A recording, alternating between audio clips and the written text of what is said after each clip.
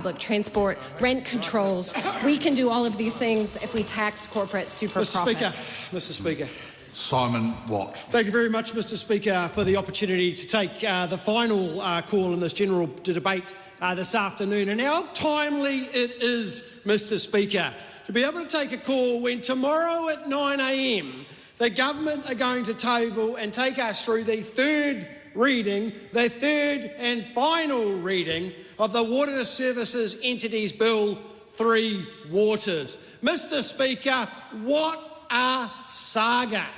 What a saga that has led us to the point in which tomorrow this House will go through a period and debate a bill that has failed from the start.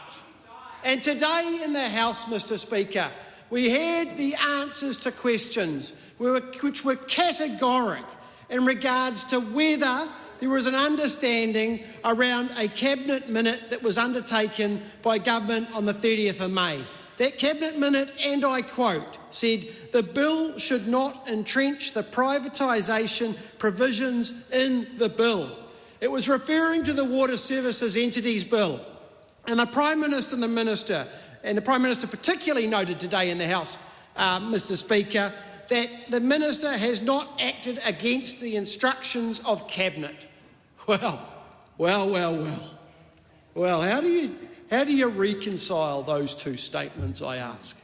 How do you reconcile those two statements? Because the Cabinet minute, quote, "The bill should not entrench the privatisation provisions in the bill," end quote. That's quite specific, right? I don't think that's too unclear. It's not too murky. It's pretty black and white. So how did the bill go from the committee of the whole stage back to the House with a privatisation entrenchment provision within it? Yeah.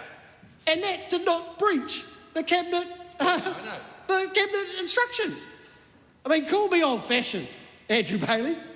Call me a simple man from the Waikato originally. I mean, I don't know. Maybe I'm just drawing a little bit too much into that.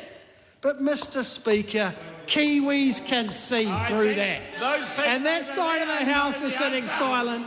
They're sitting with their heads down because they know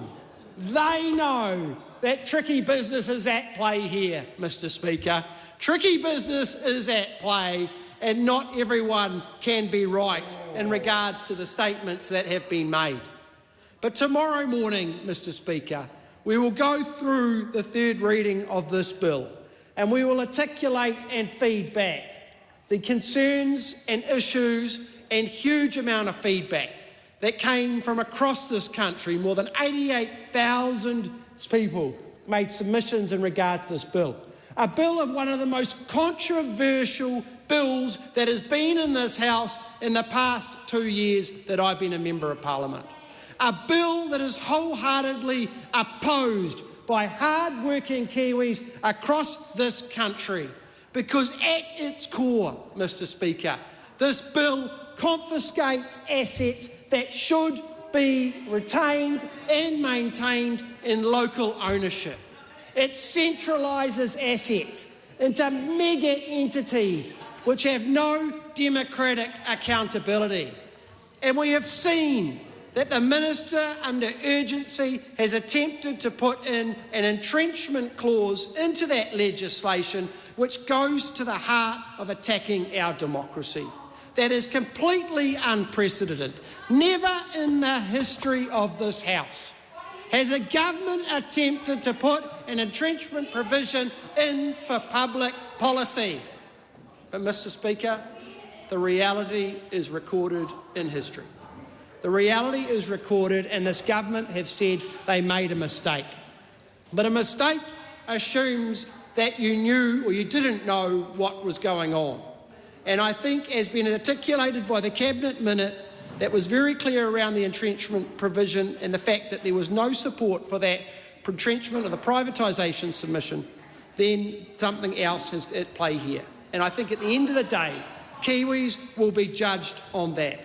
Mr. Speaker, tomorrow National will reinforce our position that when we are in government, we will repeal free waters, and we will repeal the Water Services Entities Bill. And that is because that is what this country are calling for and what this country deserves. The time for this debate has expired. Members, when the vote was announced,